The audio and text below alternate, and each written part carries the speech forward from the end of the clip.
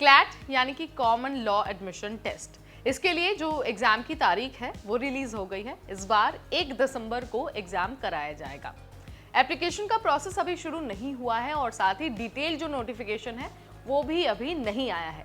कहा तो ये जा रहा है कि जुलाई के फर्स्ट वीक में या फिर जून के लास्ट वीक तक एप्लीकेशन का जो प्रोसेस है वो शुरू हो सकता है।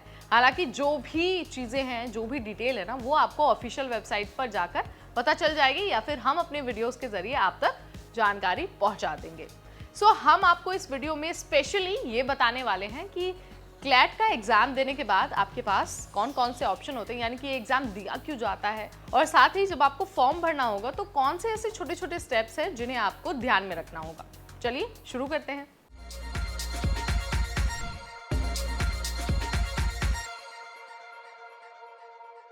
हाय एवरीबॉडी, मैं हूं आपकी होस्ट और दोस्त नेहा उपाध्याय और आज क्लैट वाला वीडियो लेकर आ गई हूं उन कैंडिडेट्स के लिए, उन स्टूडेंट्स के लिए जो लॉ में एडमिशन लेना चाहते हैं। देखिए, सबसे पहले तो आपको ये पता होना चाहिए कि एग्जाम 1 दिसंबर को होगा और ऑफलाइन मोड में एग्जाम होगा 2 बजे से 4 बजे तक।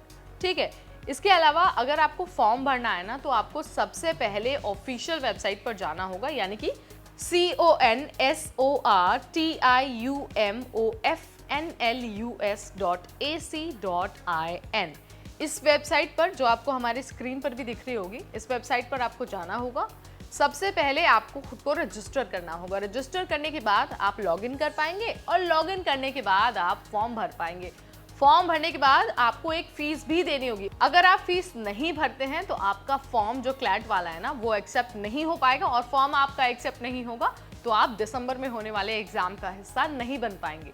सो अगर आप जनरल कैटेगरी के रूप में फॉर्म भर रहे हैं क्लैट के लिए तो आपको 4,000 रुपये फीस देनी होगी। वहीं अगर आप रिजर्व कैटेगरी से बिलोंग करते हैं तो आपको 3500 रुपये एप्लीकेशन की फीस देनी होगी।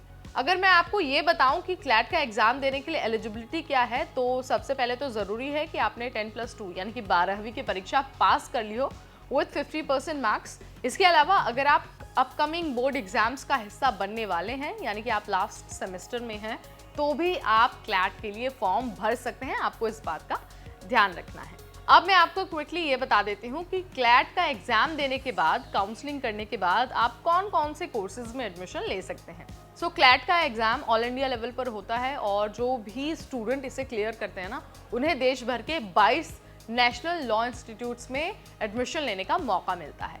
अब आपको कोर्स भी बता देती हूँ कि आप कौन कौन से कोर्स कर सकते हैं। एक तो आप सबसे पहले BA LLB का कोर्स कर सकते हैं। इसके अलावा आप BBA LLB में भी एडमिशन ले सकते हैं। इसके अलावा BCom LLB भी कर सकते हैं और साथ ही साथ आप BSc LLB में भी एडमिशन ले सकते हैं। यानी कि क्लैट का एग्जाम देते हैं ना, आपके पास ढेर सारे ऑप्शन मौजूद होंगे और साथ ही क्लैट स्कोर के आधार पर आप जो इंडिया के टॉप लॉ इंस्टीट्यूट्स है ना, उनमें एडमिशन भी ले पाएंगे।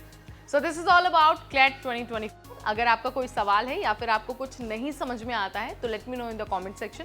हम पूरी कोशिश करेंगे कि आपके हर सवाल का आंसर दे पाएं। इस वीडियो में इतना ही।